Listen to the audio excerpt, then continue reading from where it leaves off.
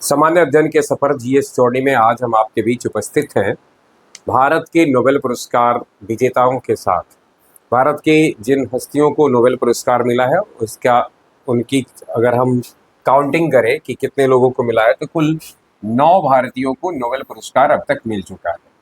हालांकि 9 जो भारतीय जिसकी चर्चा हम कर रहे हैं पूर्ण रूप से कौन कौन है इसमें से और कौन ऐसे हैं जो भारतीय मूल के हैं और अमेरिकन नागरिकता या विदेशी नागरिकता हासिल किया, और कौन ऐसे हैं जो भारतीय मूल के नहीं हैं लेकिन भारत में आकर के बस गई और उन्होंने भारत नोबेल पुरस्कार प्राप्त किया, अर्थात जो विदेश की थी भारतीय नागरिकता प्राप्त की और जो भारत के थे विदेशी नागरिकता को प्राप्त की और नोबेल प्राप्त किए।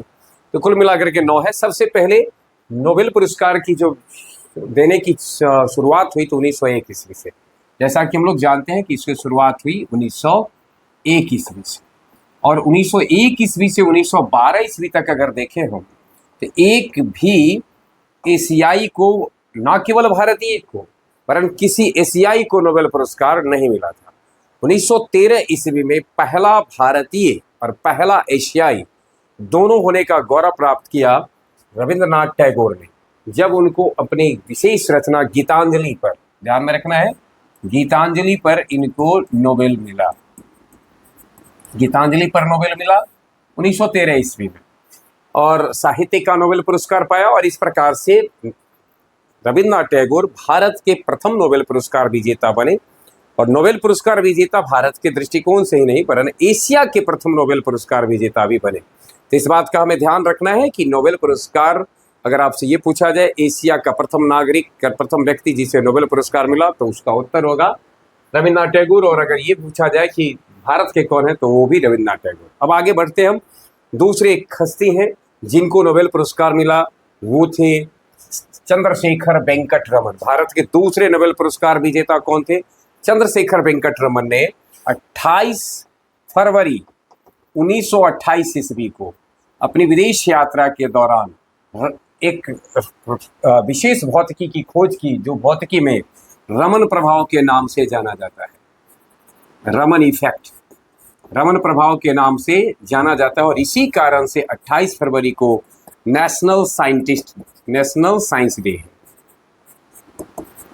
यानी राष्ट्रीय विज्ञान दिवस। से पूछा जाए कि 28 फरवरी को क्यों मनाया जाता है, तो उस दिन सीवी रमन ने जो भौतिकी को अपना विशेष योगदान दिया था उसके याद में 28 फरवरी को राष्ट्रीय विज्ञान दिवस मनाया जाता है। और 28 फरवरी 1928 ईस्वी को सीवी रमन ने जिस खोज को किया उसके लिए उन्हें 1930 ईस्वी में भौतिकी का नोबेल पुरस्कार मिला। सीवी रमन को नोबेल पुरस्कार मिलता है भौतिकी का, कब मिलता है? 1930 ईस्वी में। आपको यहाँ दिखाई दे रहा होगा, सीवी रमन को 1930 ईस्वी में भौतिकी का नोबेल पुरस्कार मिलता है चंद्रशेखर वेंकट रमन को। आगे बढ़ते हम, हरगोविंद खुराना, यह भारतीय मूल के थे। जैसा कि अब आप यहाँ से आइए, जहाँ की यानी अभी तक रविंद्रनाथ टैगोर और सीवी रमन विशुद्ध रूप से भारतीय।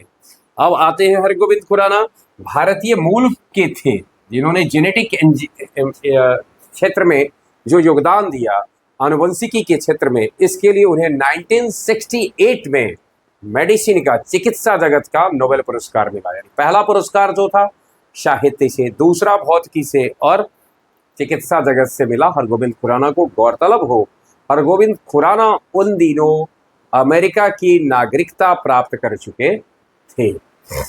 चलिए अब आते हैं हम एक अल्बानियाई जो भारत पहुंच करके भारत की ही बन जाती है, भारत की ही रह जाती है, और भारत ने सम्मान में उसका नाम मदर टेरेसा रख दिया।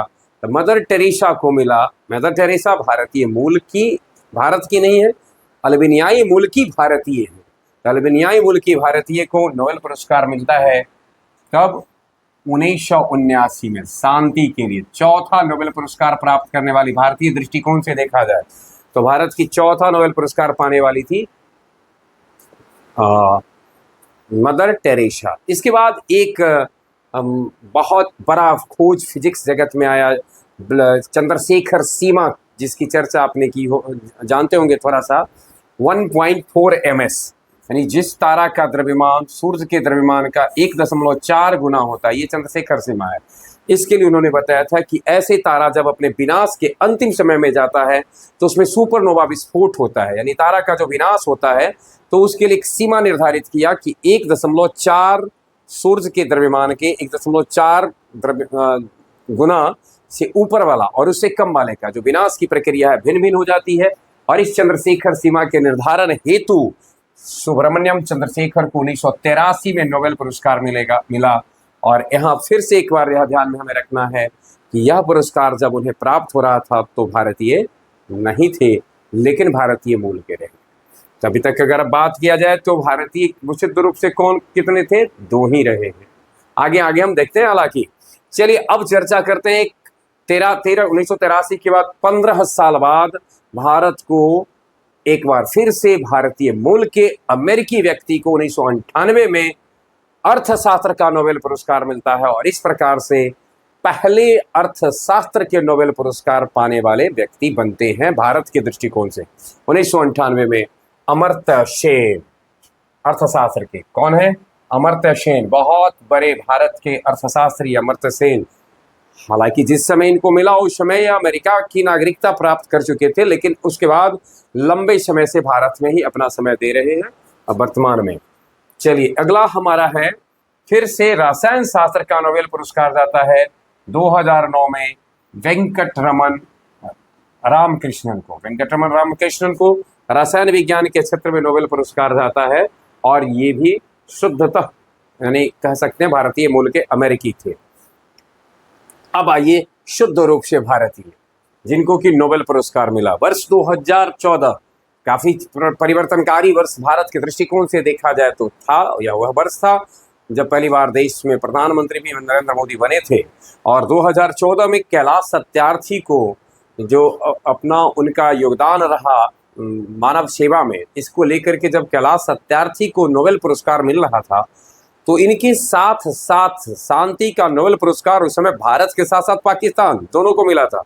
और पाकिस्तान की मलाला यूसुफजई महज 17 वर्ष की अवस्था में सबसे कम उम्र में कैलाश सत्यार्थी के साथ ही नोबेल पुरस्कार को जीत पाई थी और सबसे कम उम्र का वो नोबेल पुरस्कार था। तो इस प्रकार से कैलाश सत्यार्थी। अगर अब आपसे ये देखा जाए कि भारत का शुद्ध नोबेल साहित्य रविन्द्रनाथ टैगोर, चंद्रशेखर वेंकटरमन फिजिक्स, और उसके बाद शांति के लिए कैलाश सत्यार्थी को। हालांकि अभिजीत बनर्जी को भी 2019 में नोबेल पुरस्कार प्राप्त हुआ जो अर्थशास्त्र से थे। तो इस प्रकार से 2 बार ऐसा हुआ है जब अर्थशास्त्र के लिए, 2 बार ऐसा हुआ है जो फिजिक्स के लिए, 1 बार ऐसा हुआ है कि केमिस्ट्री के लिए, और 1 बार ऐसा हुआ है कि साहित्य के लिए, और 2 बार ऐसा हुआ है शांति के लिए। शांति के लिए 2, फिजिक्स के लिए 2, अर्थशास्त्र के लिए 2, और साहित्य के लिए 1, और उसके बाद चिकित्सा के लिए 1, और रसायन यानी साहित्य चिकित्सा रसायन के लिए 1-1 बार, बाकी 2 बार फिजिक्स, 2 बार इकोनॉमिक्स और 2 बार अर्थशास्त्र। इस तरह से एक बात तो तय है कि भारत ने नोबेल पुरस्कार जितने भी क्षेत्र में दिए जाते हैं उन सारे नोबेल पुरस्कार को भारत ने प्राप्त तो किया है।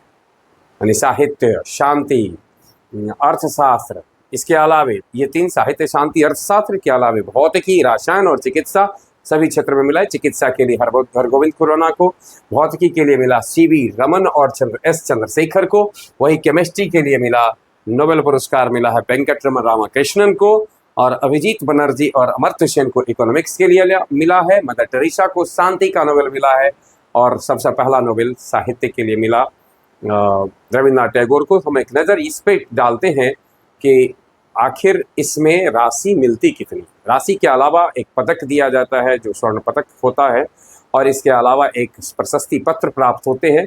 राशि को लेकर के जहाँ तक बात है तो एक जैसी राशि नहीं रहती है, क्योंकि यह जो वसीयत है उनकी संपत्ति का, उसका जो इतना बड़ा बिजनेस होता है उससे साल भर की आय से जो पाने वाले होते हैं उनमें बंटवारा होता है। इस बार 2025 में जब यह मिलेगा तो भारतीय करेंसी के अनुसार 2025 का जो नोबेल पुरस्कार की राशि है 2025 की, वो है 10.36 करोड़।